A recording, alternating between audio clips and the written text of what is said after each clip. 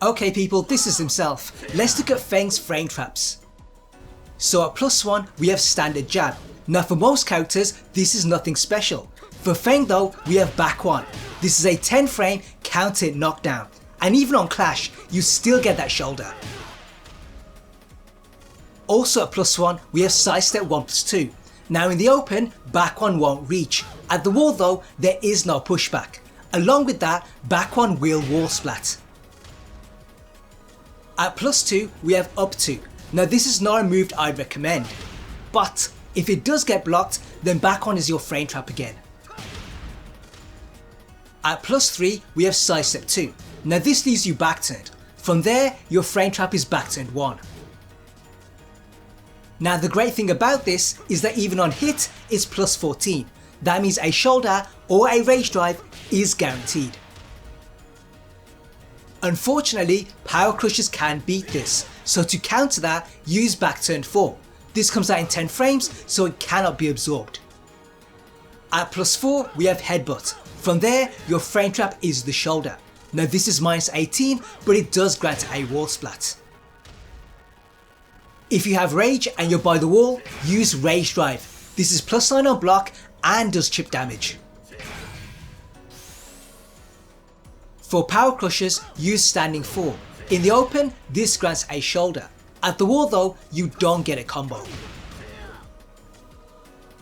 What you could use is parting heavens. If they low jab then you clash. If they power crush though the low will beat them, and since it's a counter hit the second hit is guaranteed. At +6 we have running 3. Your frame trap here is hop kick. This will get you a launch but it's also -13.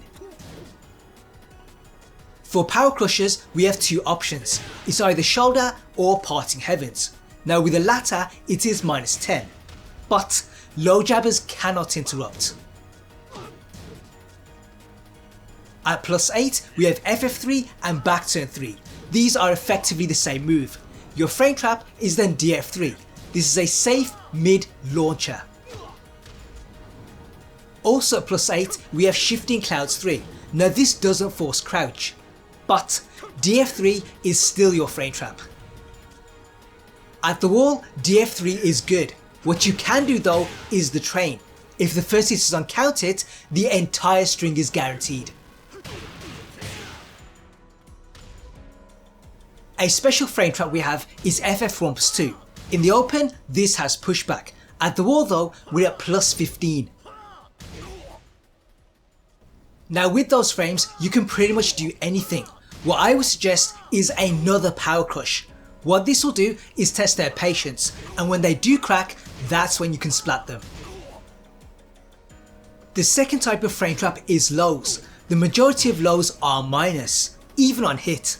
A select few though are actually plus, and those are the ones that we can use. At +2 we have shifting clouds 4 and we also have low shoulder. Now you would think that back 1 is the frame trap, but both moves have pushback, so this is only good at the wall. At +3 we have back turn D4. This recovers crouching. From there your frame trap is while standing 4. At +4 we have DB3. Now this also recovers crouching, but at those frames we can use while standing 1 too.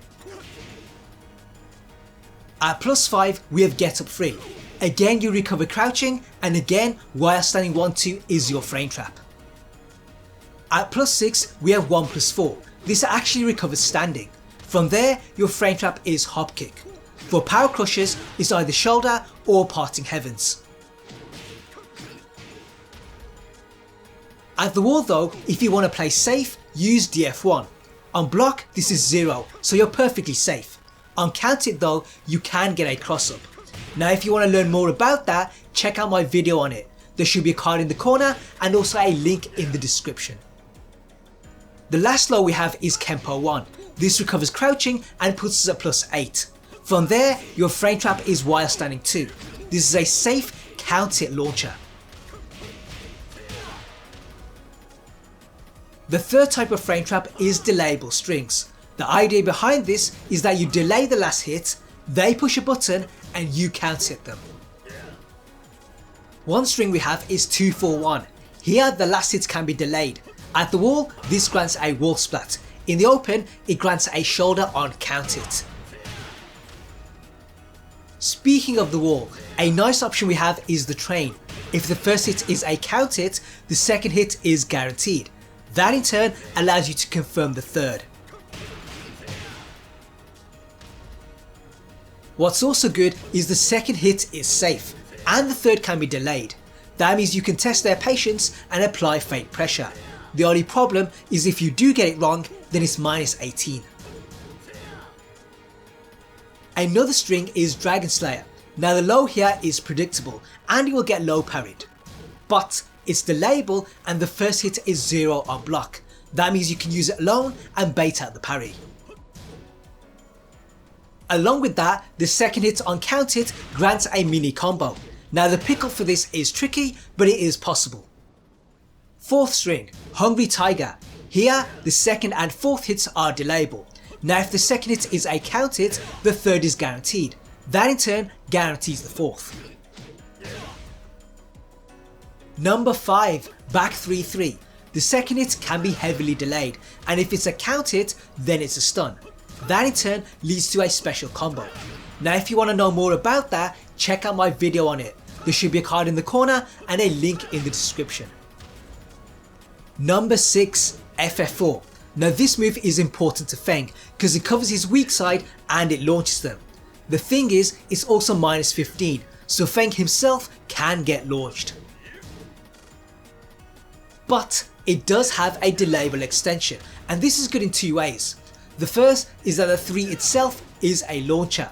That means if someone tries to punish the first part, the second can catch them. The other is that if FF4 does launch, you can still combo with the 3.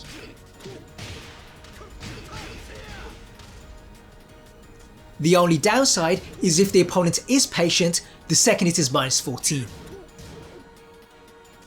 Number 7, while standing 1-2-1. Here, the third hit can be delayed. Now this is useful when while standing 1-2 is blocked, because that move is minus 10. Where this is really useful though is at the wall, because here you can get a wall splat. In the open, you can also get a shoulder on counterhit. Number 8, Shifting Clouds combo. Here, the last hit can be delayed, but even on counterhit, you don't gain that much. And finally, number 9, Circling Tiger. Here, the second hit can be delayed and it's a counterhit launcher. Now this is useful because the first hit is minus 6, and when Feng is backturned, people are invited to attack.